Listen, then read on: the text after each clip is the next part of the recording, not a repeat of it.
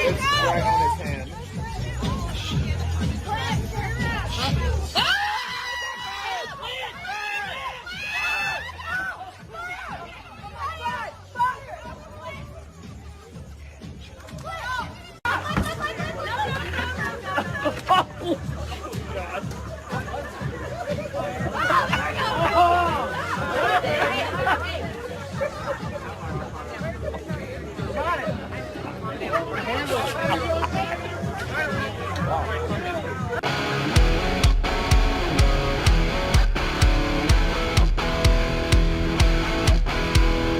Hey guys, study after study shows that if you want strong bones and muscles, healthy hair, skin, teeth, and nails, you need the 5 types of collagen in your diet. I get mine from BioTrust. I've got a link in the description with a massive discount, and it'll tell you all about it. All right, I wanted to talk about this because this seems to be on a lot of people's minds lately because of the overturn of Roe v. Wade, which a lot of people are misconstruing as, oh my gosh, we've made abortions illegal nationwide, and that's not what happened at all. Basically, the Supreme Court has left the states to decide if they're going to uphold abortion in their states, which, by the way, the Supreme Court, according to the 10th Amendment, if you want to really get constitutional about it, the 10th Amendment never gave the federal government the right to make this kind of decision. As a matter of fact, it says the powers not delegated to the United States, that's the federal bureaucracy by the Constitution, nor prohibited by it to the states, are reserved to the states respectively or to the people. So it's not a matter of, this should have never been a Supreme Court issue. This should have never been a federal issue. The states, according to the Constitution, the states should have been the only ones dealing with this. But the reason I wanted to talk about this today is because it's on a lot of people's minds. And this guy named Robert McGuire says, 10 years old. She's only 10 years old. And then he gives this article from the dispatch.com where this little Ohio 10-year-old girl supposedly, according to the story, was impregnated by her assailant. And people are all up in arms because people are saying, hey, she had to travel from Ohio to Indiana to get the procedure so that she could get her health care. Well, I don't call it caring for a human being if another human being that's involved actually gets dismembered and gets the bad end of the deal, as in they don't get to exist anymore. But I mean, maybe that's a story for another video. But I mean, this is all part and parcel. There's a lot of questions that nobody seems to be willing to answer here. And I think there are important questions that need to be answered or at least asked, and nobody's asking the question. So let's go over this Columbus Dispatch right here. It says, on Monday, 3 days after the Supreme Court issued its groundbreaking decision to overturn Roe v. Wade, Dr. Caitlin Bernard, an Indianapolis obstetrician gynecologist, took a call from a colleague, a child abuse doctor in Ohio. Hours after the Supreme Court action, the Buckeye State had outlawed any abortion after 6 weeks. Now this doctor had a 10-year-old patient in the office who was 6 weeks and 3 days pregnant. Could Bernard help? A couple questions aren't asked here. Number one, is it true that this girl really got raped and impregnated? Because according to statistics, only 1% of the people who get abortions, it was because of rape. Only 0.5% was because of incest. So you got, and these are high side numbers, guys. So you got 1.5% of the cases who actually get abortions from a combination of rape and incest, which is a super low number. That means 98.5 to 99% of all abortions have nothing to do with rape and incest. But it seems to me that the people who want to push this full-on abortion for any reason are looking for that wedge, that opening, that door opening in the gate so they can just fling it wide open so that everybody can off a baby for any reason that they want to. Oh, it's inconvenient. I can't afford it. There's no father around. Indiana lawmakers are poised to further restrict or ban in mere weeks. The Indiana General Assembly will convene in a special session July 25th when it will discuss restrictions to abortion policy with inflation relief. But for now, the procedure is still legal in Indiana. The procedure, let's just go ahead and call it what it is. These are baby mill operations.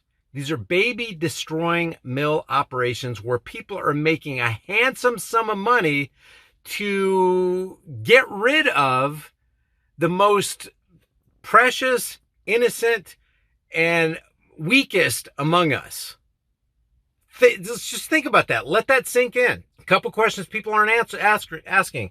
Where was the mother in this situation? If it's true that this little girl got raped and impregnated by her rapist, where's the mother? Where's the father? Where's the rapist? Was he convicted? Did you guys know that 3/4 of the rape victims don't even let the authorities know that they were raped? And out of 1,000 rapists who are caught, only 5 of them, 5 out of 1,000 get convicted. According to the statistics, take them with a grain of salt. But for now, the procedure is still legal in Indiana. And so the girl soon was on her way to Indiana to Bernard's care. Again, they're calling this care. Well, Indiana law did not change last week when the Supreme Court issued its groundbreaking Dobbs decision. Abortion providers here have felt an effect, experiencing a dramatic increase in the number of patients coming to their clinics from neighboring states with more restrictive policies. What percentage of those are rape and incest? Well, they don't tell us in this article. Since Friday, the abortion clinic where Dr. Katie McHugh, an independent obstetrician gynecologist, works, have seen, quote, an insane amount of requests from pregnant people in Kentucky and Ohio, where it is far more difficult to get an abortion. A ban on abortions after 6 weeks took effect on last week in Ohio. Last Friday, the 2 abortion providers in Kentucky shut their doors after the state's trigger law banning abortions went into effect. Now, this is an example of states complying with the federal government against the edict of the 10th Amendment. The federal government has no right to determine and dictate what states will do. If the power wasn't given to the federal bureaucracy by the Constitution, then it's left to the states and the people of that state to decide. Supposedly, I mean, that's how it's supposed to go. There should have never been this Roe v. Wade umbrella federal decision because that's anti-10th Amendment. That wasn't relegated or it wasn't delegated to the Supreme Court by the Constitution. It wasn't delegated to the federal bureaucracy. Indiana could soon have similar restrictions. That pains doctors like Bernard. Oh my gosh, we don't get a chance to provide care, i.e. end life. So getting back to these trigger laws, there should have never been a trigger law. In other words, the trigger law is the trigger gets pulled if the Supreme Court makes the decision to overturn Roe v. Wade. Well, the trigger law is already the 10th Amendment. The 10th Amendment is already the fallback. It's already the trigger, but nobody's paying attention to it because nobody really cares about the bathroom tissue called the Constitution. It's hard to imagine that in just a few short weeks, we will have no ability to provide that care, Bernard said. For now, Indiana abortion providers have been fielding more calls from neighboring states. Typically, about 5 to 8 patients a day might hail from out of state, said McHugh, who works at multiple clinics in central and southern Indiana. Now, the clinics are seeing about 20 such patients a day. Kentucky patients have been coming to Indiana in higher numbers since earlier this spring when more restrictive laws took effect there, McHugh said. A similar dynamic is at play at Women's Med, a medical center that performs abortions in Indianapolis that has a sister center in Dayton, Ohio. In past weeks, they have doubled the number of patients they treat for a complete procedure, accepting many referrals from their Ohio counterpart. More than 100. This is big business, guys. If their business increased that dramatically, they are making money hand over fist. To do what? End the most fragile human life in existence.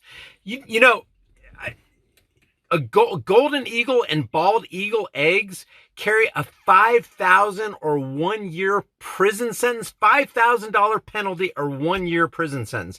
If you mess with sea turtles, and by mess with, if you take pictures of or interrupt the natural migration of sea turtles, like you pick them up and you look at them and you just set them back down, or you take a picture of them, or flash photography, you can be charged $5,000. It's a federal offense. It's a felony offense that carries $5,000 or a 5-year fine. You can't even take pictures of sea turtles. You can't pick up the eggs of or destroy the eggs of bald eagles or the spotted owl, but somehow it's okay if you take out the most innocent, precious, fragile human life?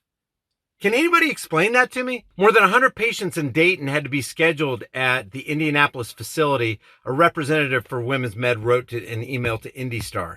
Women and pregnant people. Women and pregnant people are crying, distraught, desperate, thankful, and appreciative, the representative wrote. The two centers are working together to route patients to Indianapolis for a termination after a pre-op appointment in Dayton. In recent months, they have also had people, of course people are crying about this. Of course people in these facilities are crying about this in Ohio because a massive amount of revenue has just been nixed. Of course they're crying about this. What do you mean we can't make money by terminating pregnancies? This is horrible. This is horrible that we can't dismember little kids. What's going on here? How come you won't let us do this and make a whole bunch of money by doing these grotesque things? But if you touch a spotted owl egg, a golden eagle or bald eagle egg, or a sea turtle, oh man, it's curtains for you. It's curtains. But somehow these owners and these representatives and these employees of these grist mills can get away scot-free by taking out human life. And I don't care what you call it. Call it fetal cells, call it a clump of cells. A clump of what kind of cells? Is it animal, vegetable, mineral? Is it human? Are they clumps of human cells? Aren't you a clump of human cells? Don't give me this trying to explain away using euphemisms to try to pacify and soothe your consciences.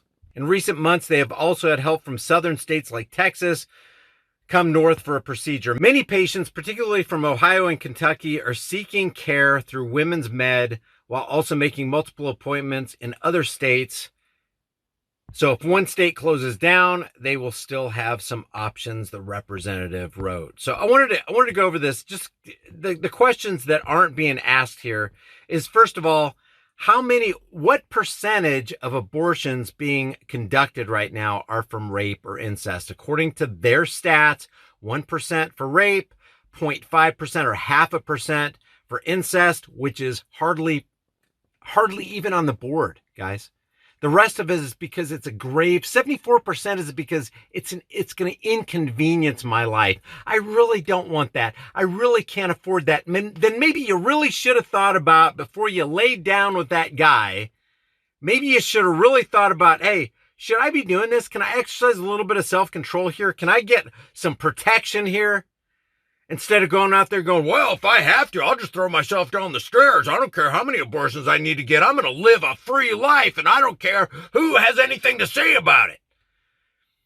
So the questions here is, did this really happen to this little girl? Where's the guy that actually did this, if it was really done? Was he convicted? Are they going to give him 3 hots and a cot for the next 30 years? Taxpayers are going to have to shell out $60,000 a year to keep this guy alive and kicking? Where are the parents? Where's the mom? Where's the dad? So many questions have to be asked about this and answered before we can even make a move on this kind of thing. Are there people put in very difficult spots? Are there people getting raped and now they are pregnant? I'm sure there are. But before we can answer that question, there are a whole bunch of other questions that we have to answer. I personally think life is precious. Oh, another question that needs to be asked is, how about that baby that can't speak for itself? Do you think that baby, if it could speak for itself, that baby in the womb I'm talking about, do you think that they would want to be offed, or do you think they would want a chance to live? Nobody talks about that life. What if that's a future woman? Doesn't that future woman have rights? Shouldn't they be able to make their own decision? Isn't that future woman's body, that future woman's choice? I don't know, guys. Leave your thoughts about this for the world and the global thought, please, in the comment section below. If you haven't done so already, subscribe to this channel, hit the bell notification icon, give it a thumbs up, subscribe to my private email list through my website, highimpactflix.com. Stick around, watch a couple of videos. Let me know what you think, and I will see you in the next heavily censored shadow ban video. Guys, we already know that they want to decimate the dollar, destroy the economy, bring us into a cashless society, and eventually make it difficult for us to even get food. That's why I constantly promote My Patriot Supply. Every chance I get, I turn my fiat currency notes into long-term storable food. This stuff is awesome. It's got a 25-year shelf life. And one thing we're all going to need is storable food. It's better to have it and not need it than need it and not have it. With my link in the description, you get $100 off of every order instantly. It'd be a good idea to order it while you can, because I'm not sure how much longer they're going to be able to ship this out. My link for your $100 off discount is in the description below.